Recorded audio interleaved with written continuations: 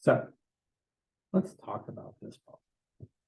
Finding the centroid, aka the center of mass, when we assume the density is constant. And so you can just make the easy choice and assume the density is 1 of the region bounded by the parabola y equals 60 minus x squared and the x-axis y equals 0. So to find the centroid, typically there's 3 things, or center of mass. When I say centroid, you should think of center of mass. Right? When we're finding the center of mass or centroid, we're just finding the usual things. We're going to find the moment around the y-axis, the moment around the x-axis, and the mass.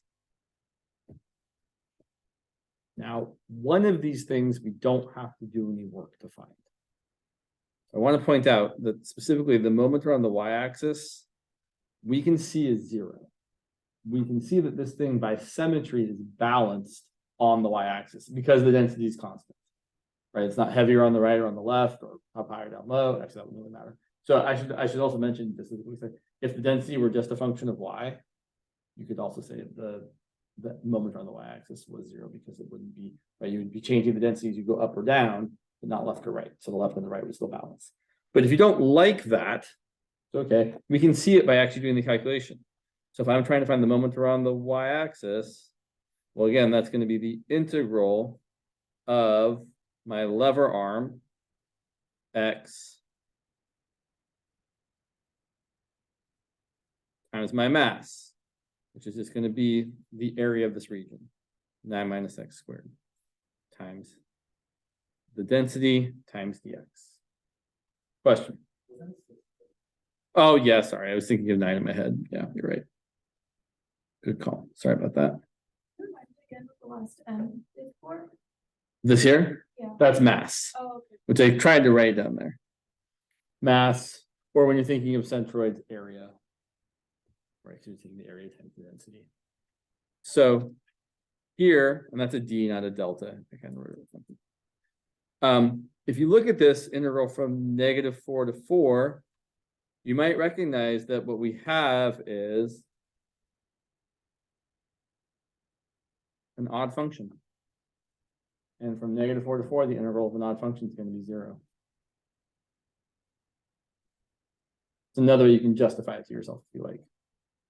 So typically what people do when they see a region like this, if density is constant, like, oh, symmetry, the x bar coordinate of your center of mass or your centroid is going to be my over the mass.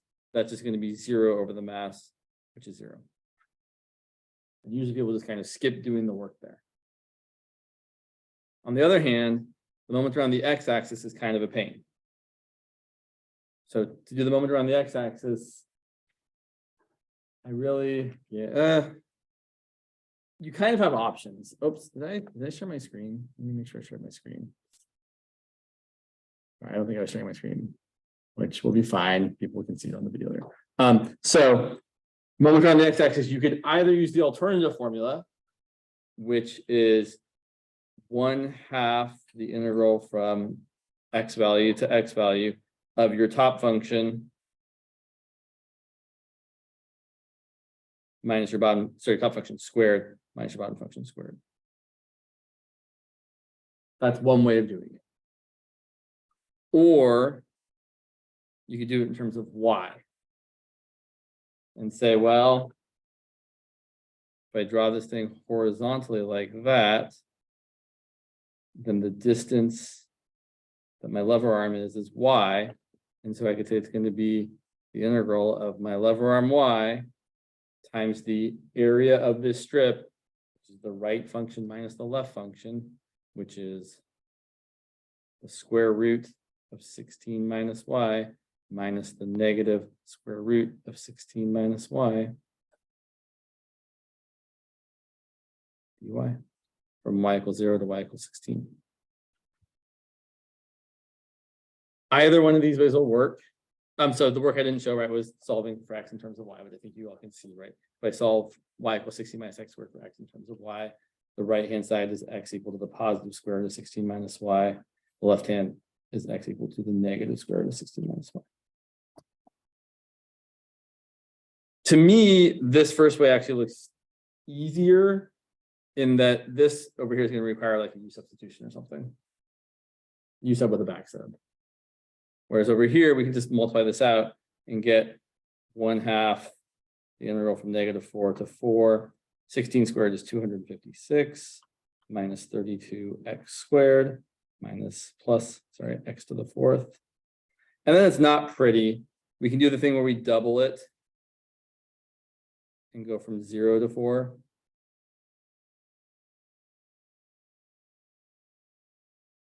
Still not pretty. Slightly prettier. And then if we integrate this, we get 256x minus 32x cubed over 3 plus x to the 5th over 5 from 0 to 4. That's not nice. It's a number. I don't really want to find it, but I guess I will because I started this problem. I'm going to end it. So here's something I have noticed a lot of times in these problems. You're going to get the same kind of thing showing up a lot here. So I'm going to have 256 times 4 plus 32 times 4 cubed over 3 plus 4 to the 5th over 5. Which might not look very nice. It's not. Oh, no, I lost a sign. I did a plus. I should have done a minus. Okay, fine. That's 1024. 32 times 4 cubed is 2 to the 6th, 2 to the 5th, 2 to the 11th, 2048 over 3. 4 to the 5th is also 1024 over 5. This seems silly. Why are we doing this? Because I don't know. So we get a number. Yeah, really awful numbers here, right? Are we done? No, because we still have to find. Right, we have to find the mass. So the mass is going to be just the integral from from -4 to 4 of 16 minus x squared. It's also not particularly nice. It's going to be twice the integral from 0 to 4. And then we do this, we're going to get 16x minus x cubed over 3. So we're going to get 2 times 64 minus 64 over 3, which is 2 times 2/3 of 64, which is 4/3 times 64, which is 256 over 3. Yeah, sorry. Yeah. Sorry, I know. So the thing I want to point out with these problems, which happens often, is the numbers just get really messy. Right? Like it's just not nice. And so we could simplify this a little bit if we really, really wanted to. I really don't want to though. Like really, I'm just like, I really want to do this, fine. 3,000, no, I didn't recalculate.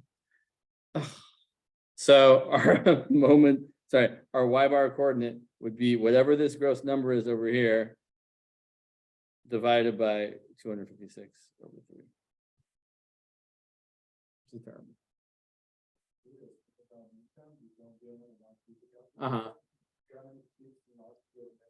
Your problems will be so easy. I'm like, he'll give you things that'll be nice.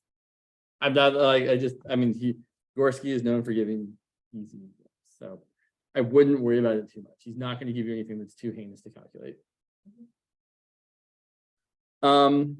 Let's look at one more example, and then we'll talk. We're going to relate it kind of back to volume and surface area and stuff like that. So, yeah. I also will post the notes. I do post the notes on Canvas as well, so you can always find them there if you don't see them here. Right. Yeah. You're welcome. So let's look at another one, which actually we kind of talked about last time, which was to find the centroid of f of x equal to sine of x on the interval from 0 to pi. I was to say, find the centroid of the region under f of x equals sine of x on 0 to pi. So we're looking at our usual sine function.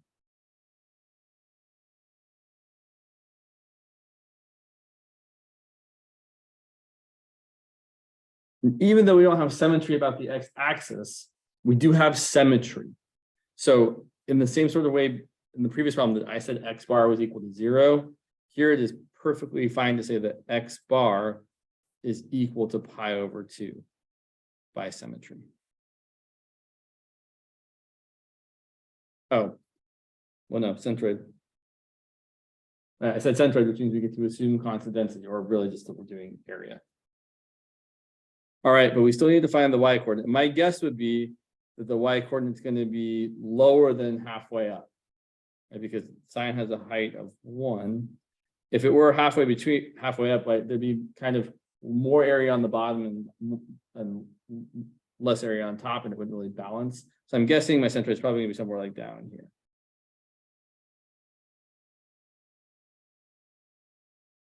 So to find y bar, the usual thing.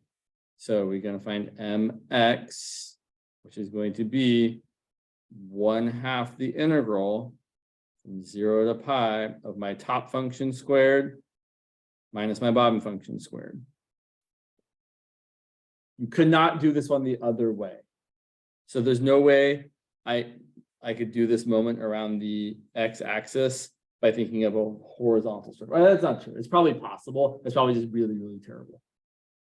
So, right, we're doing the thing, we're using the vertical strip and imagining all the mass centered at the middle of the vertical strip and then saying it's that far away. In case you've forgotten or didn't see it last time, the thing I'm talking about is saying this strip has some mass. The mass of that strip is equal to the height of the strip times the width of the strip times the density, which we're assuming is 1. And then how far that strip is from the x-axis, well, it's a lot of different lengths, but if we imagine it all centered at the middle, then it is exactly half of how high it is. So the lever arm is 1/2 of f of x. So then when you multiply these together, you get 1/2 times your function squared. And then the more general version is the top function squared minus the bottom function squared. But since our bottom function is 0, we're not really worrying about that. I don't think we covered centroids. You might not have. Oh, Did you cover center of mass? we did surface area. That's a totally different thing. Okay. So I will mention a lot of people do skip this section of the book, which is why I've half-heartedly I've failed. I have failed to not spend like 5 days covering this stuff because I got started on it. I was like, well, we got to do the next thing. We got to do the next thing.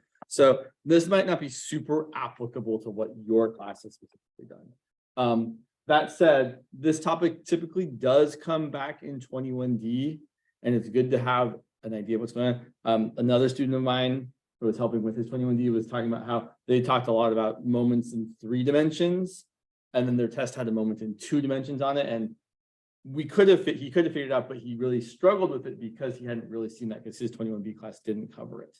So that's why it's good to at least talk about moments in 2 dimensions for when you have to see it in 3 dimensions. It's very analogous, but it's all the same idea of taking some mass multiplied by how far it is away from the axis of rotation, essentially, or what the lever arm is. But it's good to see it now. So if you're not, I would say don't stress too much about it, but definitely try to just see what's happening.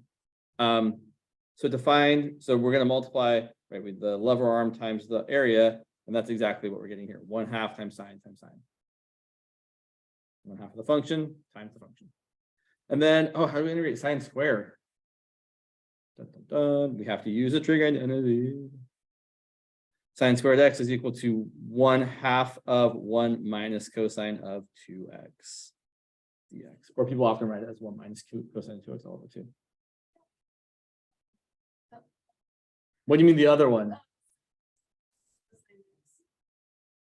Well, that's sine squared x plus cosine squared x equals 1. You're right. I could change this into 1 minus cosine squared x, but then I still have to use the trig identity for cosine squared x.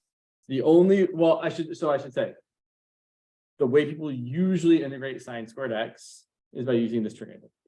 Or in general, even powers of sine and cosine is by using this trig identity. So I will just remind you, in case you've forgotten it or have never seen it, cosine squared x is equal to 1 plus cosine of 2x all over 2, and sine squared x is equal to 1 minus cosine of 2x all over 2. And if you add those together, you get 1. I will also mention, technically you could integrate this using integration by parts, but one, we haven't learned it, and two, it's easier to do it this way. So really quick, first one, did you spend some days in this little next week talking about different images that we should know for integration? Maybe. Okay. So here they are. Sure. You have done this with two Sine x cosine x, No, Sine squared x is equal to Sine x. no, sine of 2x is equal to 2 sine x Oh, cosine yeah, x. yeah, okay, right. And if I had the choice, I would definitely rather integrate sine of 2x than 2 sine x cosine x, because that's just a straightforward anti-differentiation. So then for this, I'm going to factor out the 1/2. You get 1/4 integral from 0 to pi of 1 minus cosine of 2x dx. We're going to get 1/4 times, my back just rolled all of a sudden. Integral of 1 is x, integral of cosine of 2x is sine of 2x divided by 2 from 0 to pi. We plug in pi, we get 1/4 times pi minus sine of 2 pi is 0. Minus plugging in 0, 0 minus sine of 0 is 0. So we end up getting pi over 4. I will mention, because it happens a lot, that often when you use this trig identity and then you anti-differentiate, if you're plugging in like pi's or pi over 2's or other things that are typical values for angles, a lot of the terms become 0 because sine of any multiple of pi is 0. So just be aware of that. If you have nice limits of integration, a lot of the times, a lot of things come out to be 0. We also should have found the mass. It's funny, I always find the mass last, but often the thing people do first. So the mass is just the area, which is going to be the integral from 0 to pi of just good old sine of x dx, which is going to be negative cosine of x from 0 to pi, which is negative cosine of pi, minus negative cosine of 0, which is negative negative 1 plus 1, which is 2. So our y bar coordinate is mx over 2, which is pi over 4 over 2, which is pi over 8. Which is definitely less than 1/2, right? It's like about 3 over 8. So certainly my guess is that approximately this was, seems about right. So now here's something kind of interesting you can do with this. You can use something called Pappus's theorem to find various things. Like if I wanted to find, say, the volume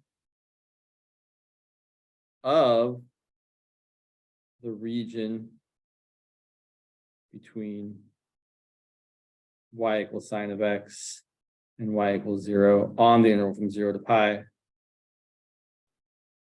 rotated about the x-axis,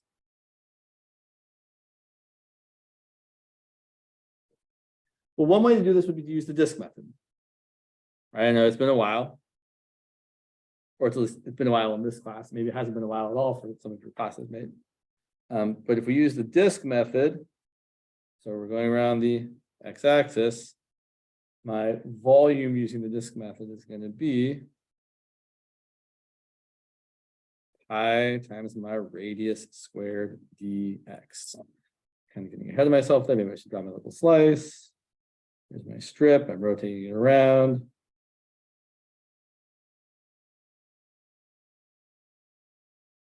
And the volume of my strip is pi times the radius squared times dx, which is just pi times sine squared of x dx. So to find the total volume, it's going to be the integral from 0 to pi of pi times sine squared of x dx. And here's the good news. We already did the work. We just did the integral from 0 to pi of sine squared of x. And we ended up getting pi over 8. So this is going to equal pi times pi over 8, which is pi squared over 8. Kind of weird. Oops, except I made a mistake. Forgot something. Check one thing. No, I didn't. Oh, I'm sorry. Let me check. Sorry, I just want to make sure. Ooh. Make sure I'm doing this right. Let's see one thing here. That's pi over 4. So I'm checking my notes here. And see if it's a little bit funky. Oh, it's pi over 4.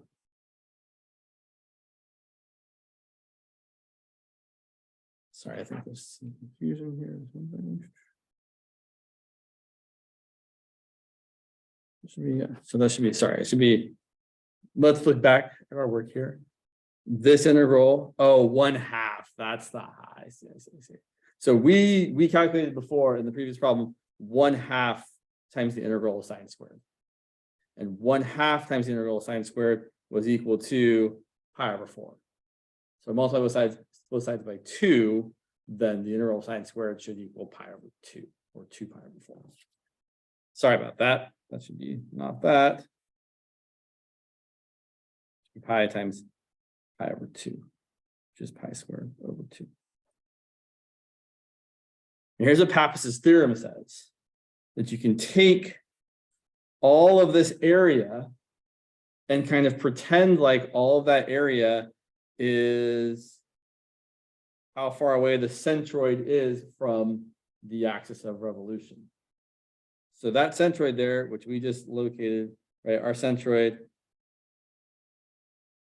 was pi over 2, comma, pi over 8. So this centroid is pi over 8 away from the x-axis.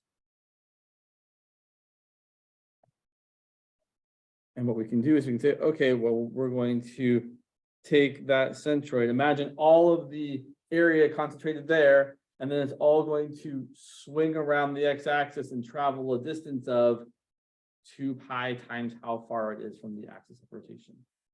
So I'm kind of imagining, let me just draw it over here.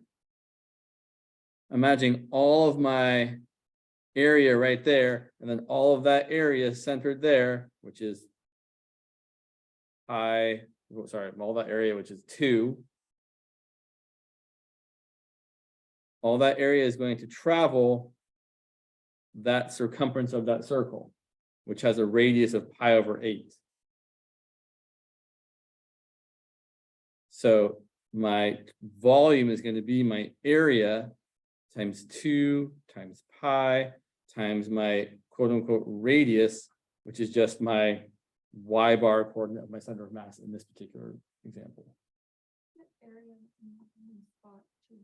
Well, because so I'll remind you, the area of this shape here was 2, right? So that was the mass or the area.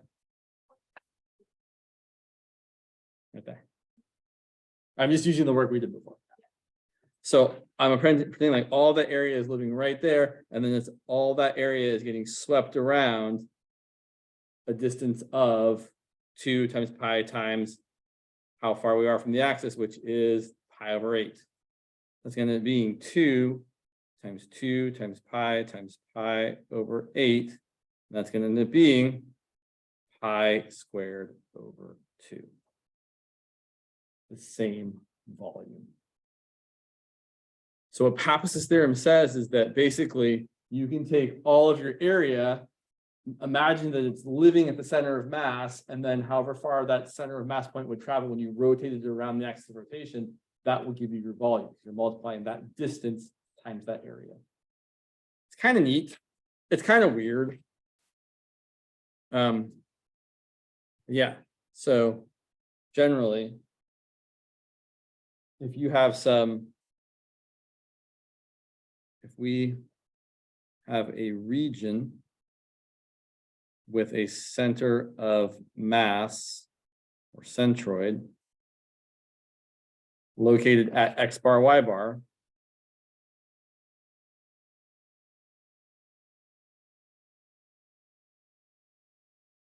and with an area of A, then the volume we get when rotating around the x-axis is 2 pi times the y bar coordinate times the area. How far the center of mass is traveling times the area that is being swept out. or around the y-axis, 2 pi times x bar is the area. This is Pappus' theorem, which would be good to label maybe. I should say it's Pappus' theorem for volumes. Although it's the one that people usually talk about when they're talking about Pappus' theorem. Question? Does this one work? So like the Torus example, Uh-huh. if you don't want to do it on the axis, you want to do it with an angle, could you just let the distance be in terms of y-x? Well, so here's what I would say.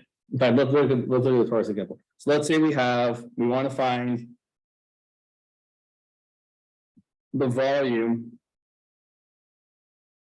of the torus achieved by revolving the following circle around the y-axis. So let's say the circle, in fact, I can even give you the equation of the circle. Let's say the equation of the circle is x minus 4 squared plus y squared equal to, let's go with 1. Set the circle centered at 4, 0 with a radius of 1.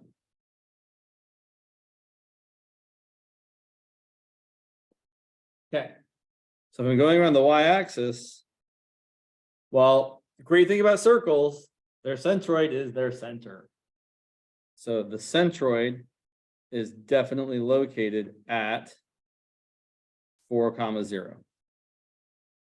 And so also the area of the circle is pi times 1 squared.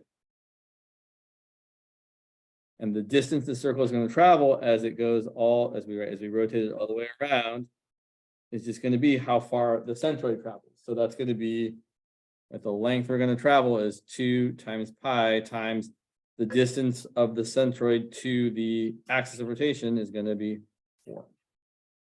So this length that we're going around here is 8 pi. The area is pi, and the total volume we're going to get is 8 pi times pi, which is 8 pi squared. And so to answer your question, if you were going around some other line, you just have to find the distance from your line to the centroid. So to come up with kind of an easy example, if instead we were going around the line, say like y equals x, you would have to find the distance from that line to that point, which might not be super easy to do.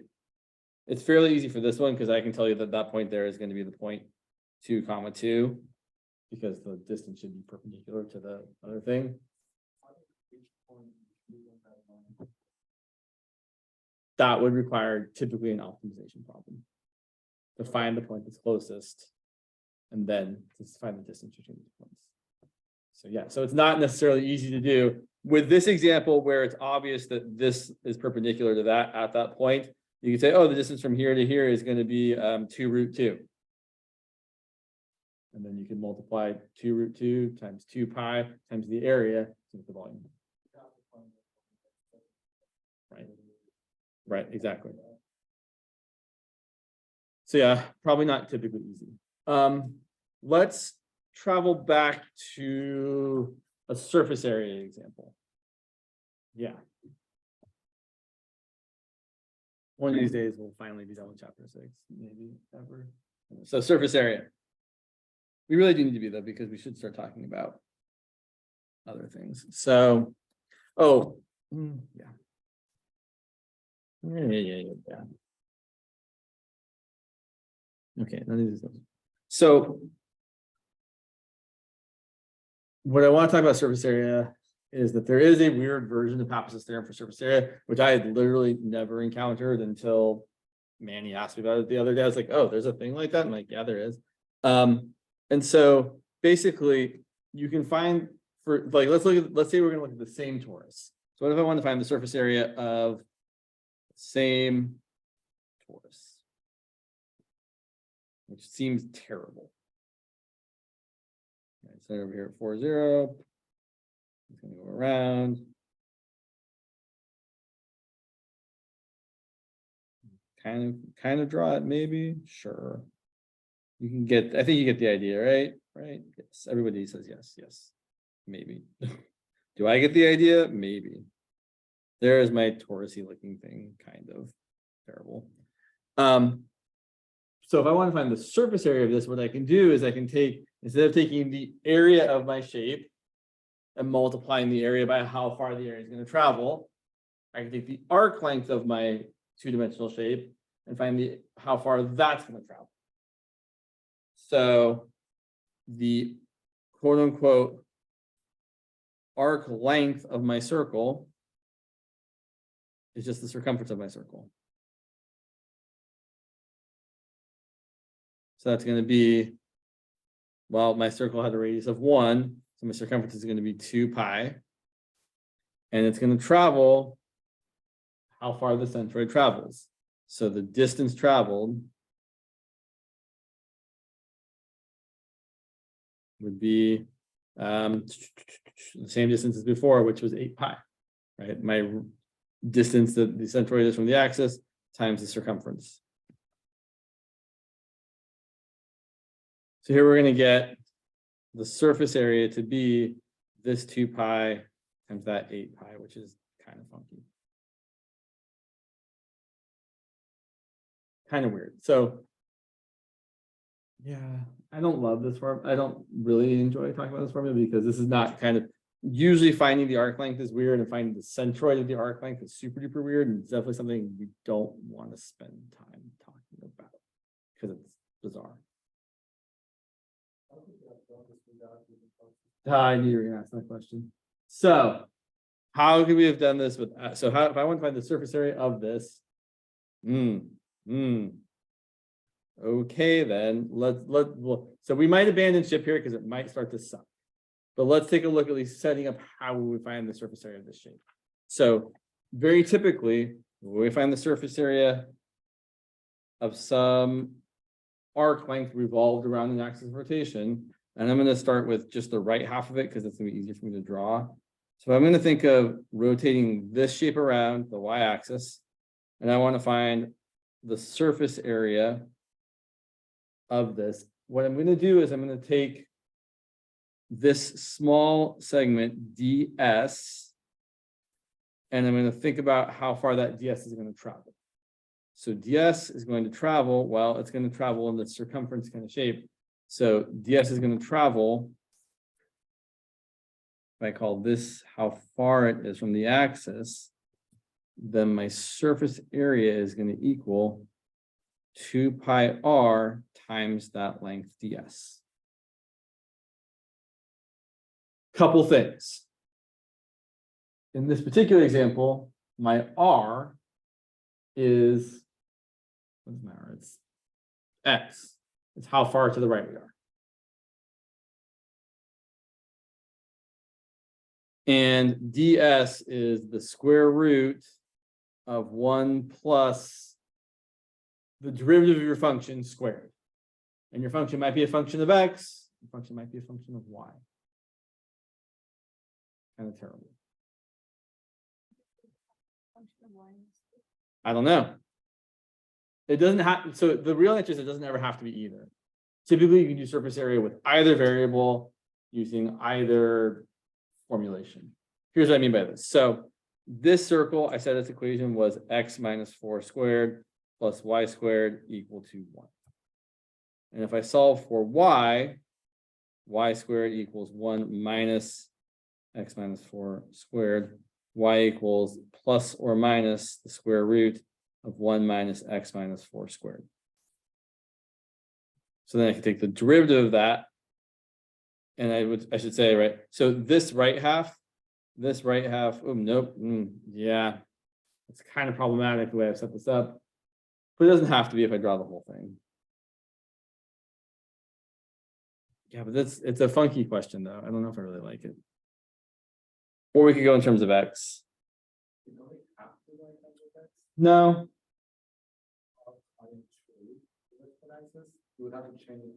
Right. So you could either do it in terms of x, right? So, and really you could use symmetry here and say, well, I'm just going to do it. I'm going to do the top half of it. and say that this is going to be, I just want to say this is dy dx squared. But I don't think this problem is really illustrative in a nice way of what we want to be calculating surface area. So while this is a totally fine problem, maybe, no, I didn't want to say that. This might be a terrible problem, really. Let's actually do a more approachable surface area problem. Because I want to remind everybody of the usual thing that kind of happens. To remind everybody, I should just grab an example because there's a very specific thing that happens when we're looking at surface area. Usually, I should say, most surface area problems probably aren't actually doable. Like if someone said, here's whatever curve rotated around an axis, what's surface area? You probably couldn't calculate the integral because it's probably not easy to do. But the problems that are typically in the textbook are designed in such a way that they always turn out to be something very specific. And let me see if I can grab, not the surface area, I guess it's more in the arc length. I'm thinking of the arc length ones. Sure, yeah, one of these bad boys. All right. Let's say we wanted to do, sure, this one. Let's say we had x equal to the curve 1/3 y to the 3/2 minus y to the 1/2 from y equals 1 to y equals 9. And we'll talk about around each axis. So I want to find the surface area around the surface area around the, what do I want to do first? It doesn't really matter, I guess. Let's go around the x-axis. So I don't know what this looks like. It looks weird. I'm just going to draw some little curve thing where, I don't know, y goes from 1 to 9. I'm pretending like I know what this thing looks like, but I really don't. And I'm rotating around the x-axis. So again, I'm imagining some small piece of this ds rotating around, and I'm getting some sort of rubber band shape. And the surface area of my rubber band is how long the edge of it is times how far it's traveled, which is 2 times pi times the distance to where I'm at, which in this case is y. So if you're going around the x-axis, your radius is y. If you're going around the y-axis, your radius is x. ds is the square root of 1 plus, in this case, I can't solve for y in terms of x. So I'm definitely going to be doing dx dy squared dy. So great, things are in terms of y. So I'm going to leave it like this. So here's what I mean when I say the typical thing happens. When I take the derivative of this and square it and add 1, it's going to look almost the same as it looked before. Let me show you. dx dy is equal to, let's see, 1/3 times 3/2 times y to the 1/2 minus 1/2 y to the negative 1/2. If I simplify that, I've got 1/2 y to the 1/2 minus 1/2 y to the minus 1/2. Now look at this. dx dy squared is this thing squared, which is just the first term squared, so 1/4 y, plus 2 times the first term times the second term, which is 2 times 1/2 y to the 1/2 times negative 1/2 y to the negative 1/2. The y's cancel each other out, and 2 times 1/2 times negative 1/2 is negative 1/2. The middle term in these problems, when you square the derivative, is always or almost always negative 1/2, because it needs to be. Because we've designed, because people have picked these problems to work out perfectly every time, is why you're going to see a negative 1/2. Because here's what's going to happen. The rest of this is 1/4 y to the negative 1. And then we're going to add 1 to it. When you add 1 to this thing, the negative 1/2 is going to change it to a positive 1/2.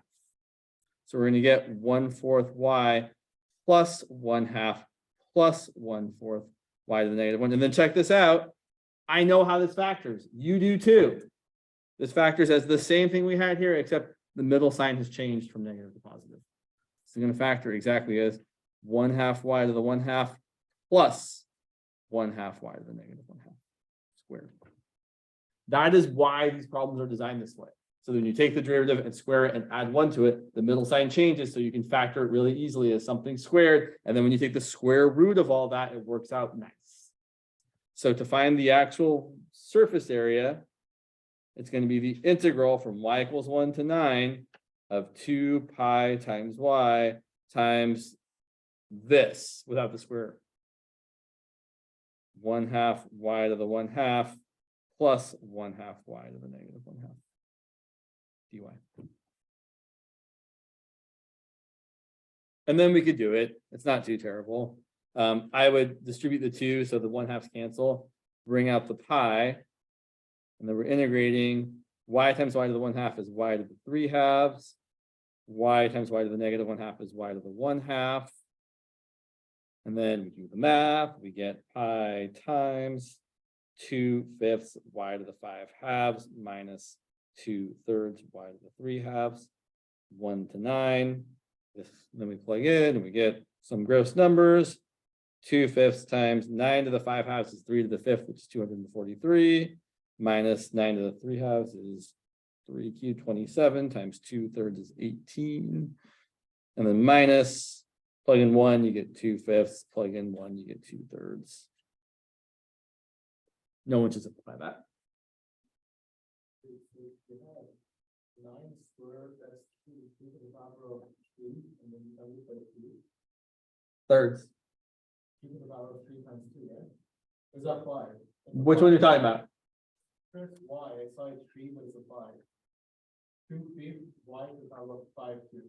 5 over 2. Yeah. I saw it as a 3, that's my bad. Oh, okay. Yeah, that's sorry. Yeah, sometimes that 5s look like 3s. Yeah, sorry about that. Let me point out the difference if we go around the y-axis. So, same problem. Now around the y-axis.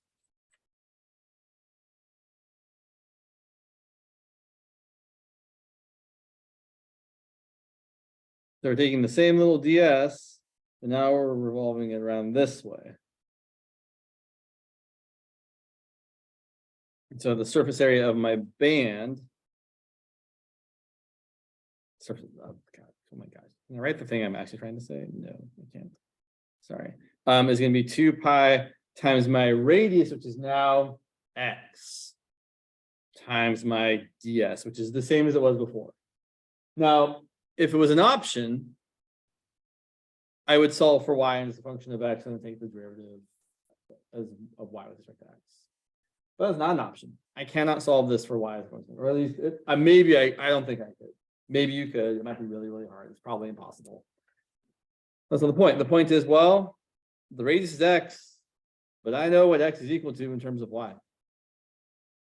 So instead, what we're going to do, since we have to do this in terms of y, we're going to write this as 2 pi times x as a function of y times our ds, which is 1 plus our function of y derivative squared.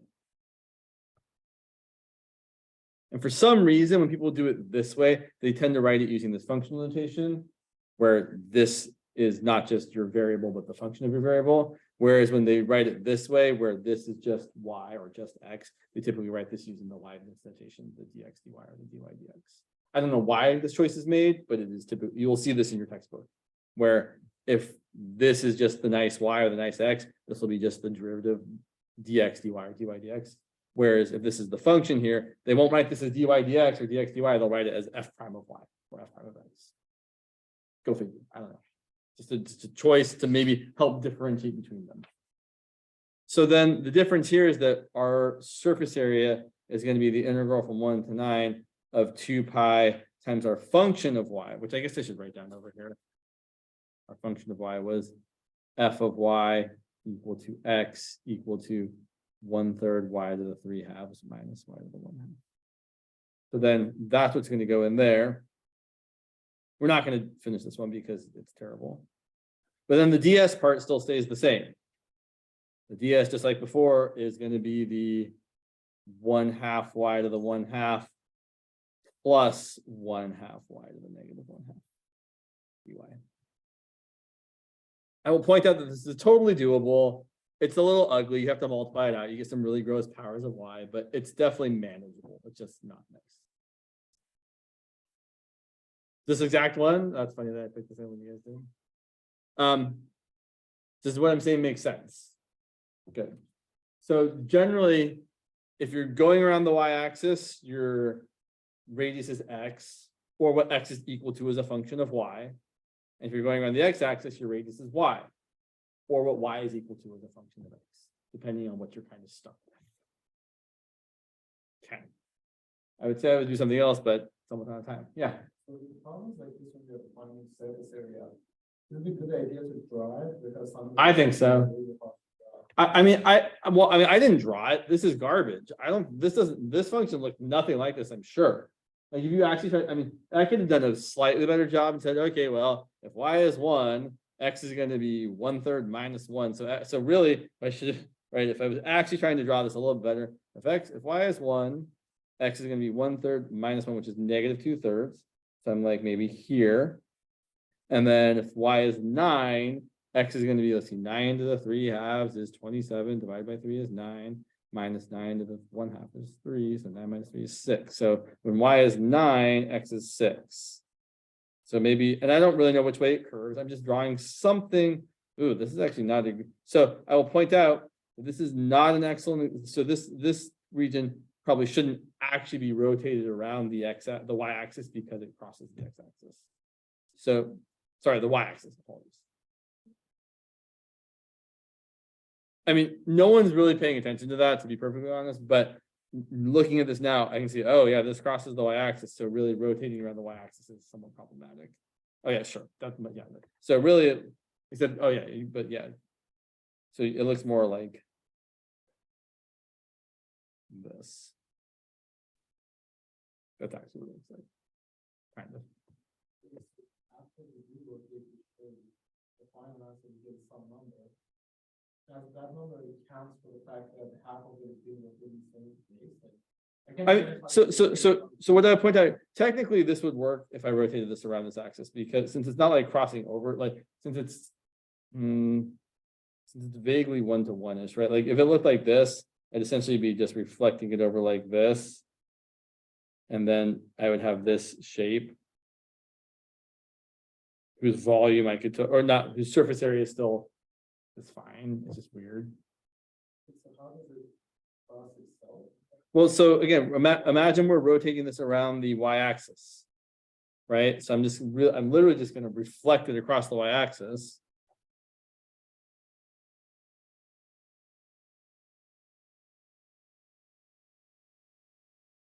Maybe. And then I'm going to kind of think about these two parts separately. So this part, above here, looks like that. This part below here. Yeah, kind of. Yeah.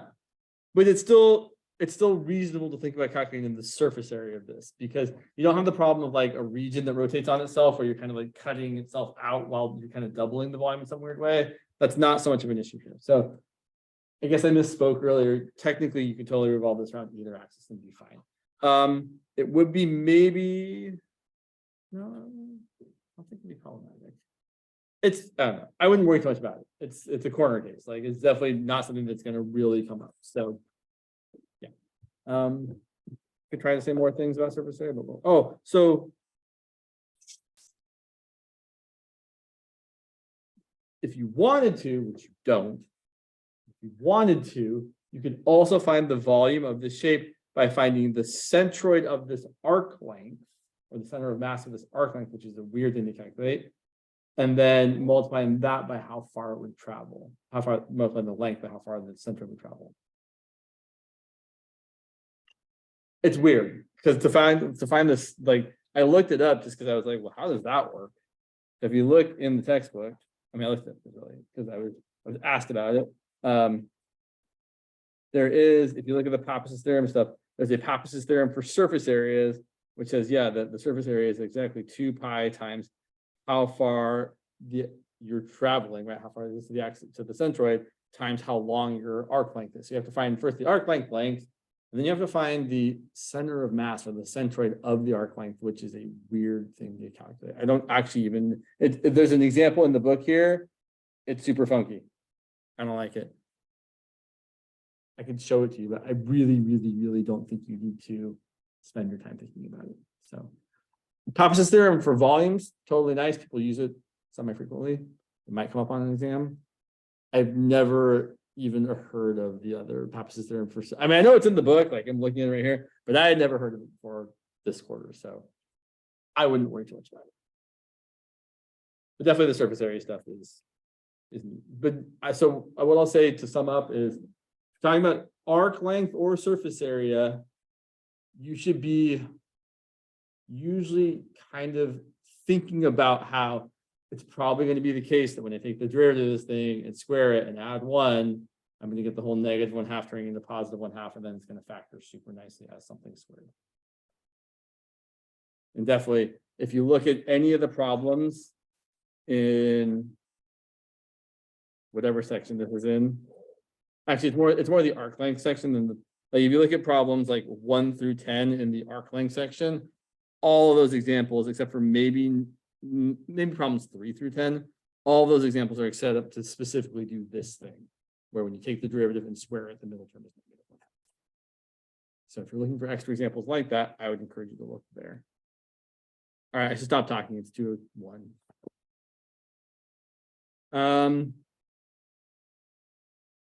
What are we gonna do on Friday? I don't know. We'll figure out when we get here. I'll come plan to do whatever. This is not what I was planning to do today. Happy to do it. I don't really care what we do, except I just really like talking about chapter 8. Like methods of integration is fun, I think. You're welcome.